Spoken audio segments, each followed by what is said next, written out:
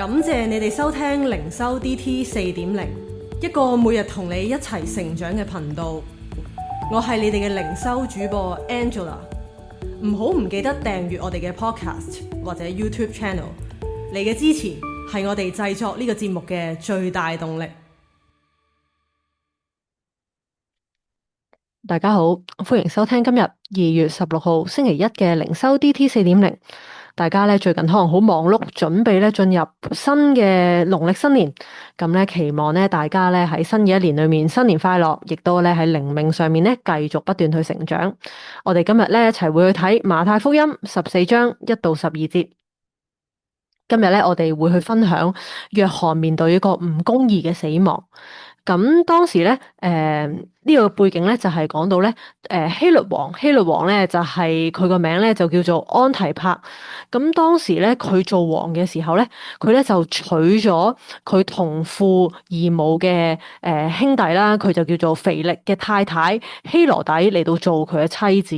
佢咧就係一個好世界嘅人啊，佢就見到呢一個嘅兄弟嘅太太佢好中意喎，咁佢就強行咧就娶咗佢做嗰個妻子喎。咁當時咧，施洗者約翰咧，就指出希律王嘅錯誤，就係話俾佢知道，你娶呢個婦人咧係唔合理嘅，因為咧呢個咧係違反咗律法，違反咗摩西嘅律法。咁喺當中咧，你見到咧呢個希律王咧就好唔高興，因為哇，我作為王，係咪應該我點樣決定我中意邊一個嘅女士，我就可以娶佢做太太啦？我想點去做就可以點樣去做啦。咁所以希律王咧就好唔中意約翰，咁咧就並且咧係想殺咗佢嘅。咁第5節你見到啦，希律王係想殺咗約翰，即係怕百姓，因為佢哋咧以約翰為先知。咁所以希律王咧嘅做法咧就係將約翰去捉咗，鎖喺監獄裏面。到咗咧希律嘅生日，咁咧希羅底嘅女兒啦，就喺眾人面前跳舞，就令到希律咧好開心。咁喺第7節裏面啦，希律咧就起誓，就應許隨佢所求嘅都俾佢。哇！喺呢度咧，你見到啦，希律作為一個王，佢係好輕言咁樣咧就去答應一個佢嘅希羅底，即係佢嘅太太啦嘅女兒啦，答應咗佢係，你要求啲乜嘢都可以喎。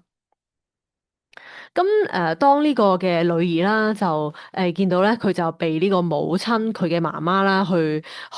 唆擺啦，去利用佢啦。咁佢就第8節咧就講到啦，佢就同呢個王去講，請把施洗者約翰嘅頭放喺盤子裏面拎嚟俾我。咁王咧就好憂愁，第9節，王便憂愁，因為咧佢所起嘅誓，又因同席嘅人就吩咐俾佢。於是咧第10節咯，於是打發人去喺監裏面斬咗約翰，把頭放在盤子裏，拿來給了女子，女子就拿去給他母親。你見到咧喺呢個經文裏面咧，最後啦就係講到施洗者約翰嘅結局，就係喺監獄裏面咧，可以希律王派人去殺咗約翰。今日呢個經文裏面咧所講嘅兩個人物約翰同埋希律，我哋見到係一個好大嘅對比嚟嘅。約翰咧係一個好忠於真理、對神好忠誠，並且係對真理咧係捉得好緊嘅一個人。佢甚至乎咧，喺指出希律嘅錯誤嘅時候咧，約翰佢都可能會知道自己會面對好多嘅危險，就係會被逼迫、被打壓。所以約翰被下監獄喺當中，我哋見到其實係一個面對住當權者，但係佢仍然咧係唔懼怕去。唔懼怕面對一啲嘅後果，但係佢仍然咧係忠於真理。喺當中咧，我哋見到希律王係一個相反，就係佢係一個好世界嘅人。佢咧就係忠於自己嘅一啲嘅選擇。我哋見到佢甚至乎係搶咗佢兄弟嘅太太啦。我哋見到佢因為佢好喜悅、好開心，希羅底嘅女兒喺佢面前去跳舞就胡亂咁樣去下承諾，係應許佢任何嘅嘢啦。當中佢又顧全面子，縱使佢可能都會知道咧，